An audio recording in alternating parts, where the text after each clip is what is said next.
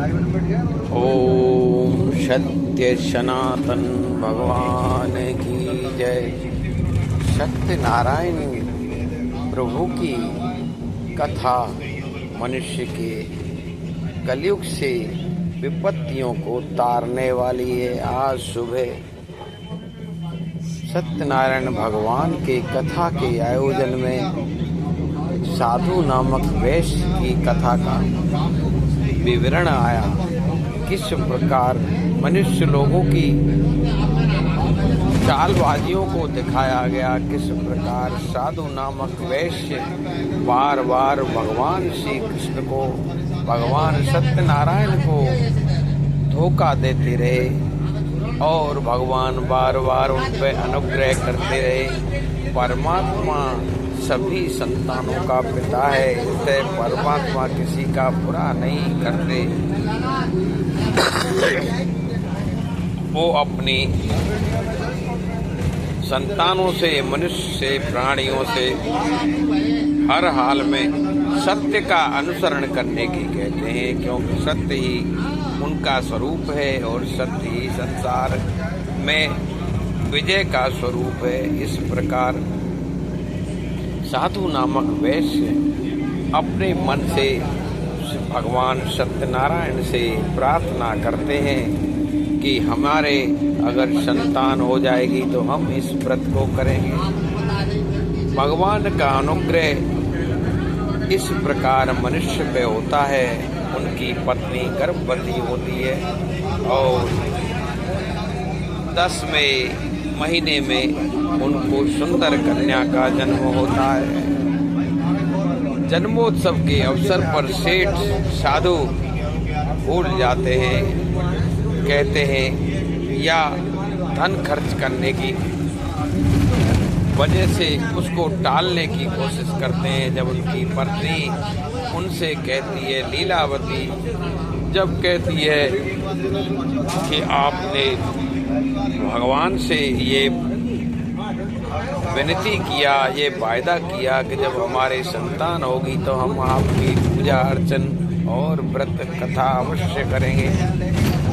लेकिन साधु नाम वैश्य अपनी पत्नी को समझाता है, जब इसकी शादी होगी तभी दोनों चीज कर देंगे।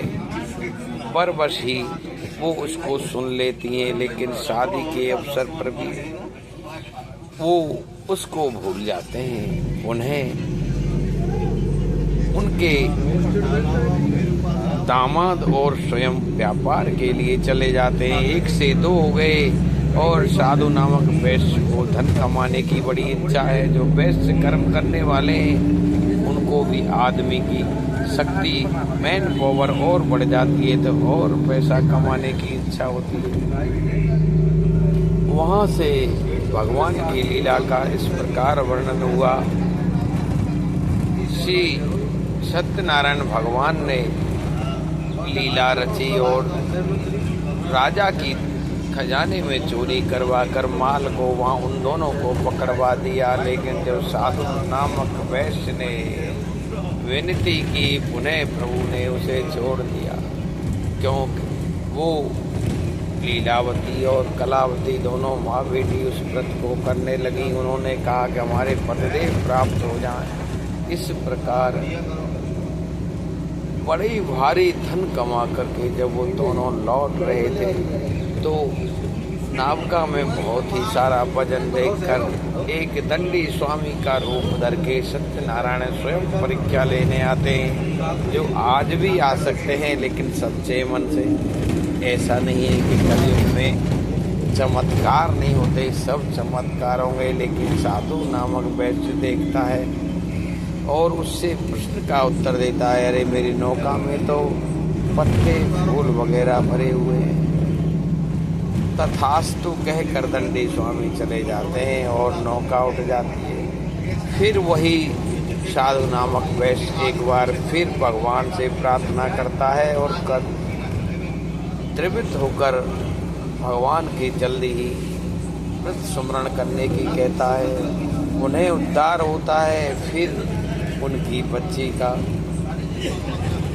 प्रसाद न ग्रहण करने की कथा आती है।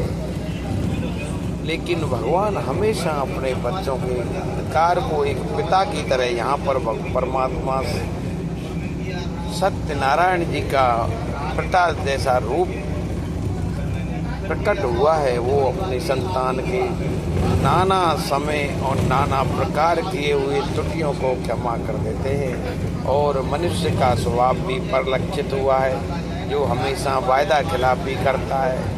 ये संसार के कलयुग में भी यही हाल है, मनुष्य अपने वायदा खिलाफी पर चल रहे हैं और परमेश्वर आज भी उतने ही दयालु हैं। इस प्रकार सत्यनारायण भगवान की कथा में आया।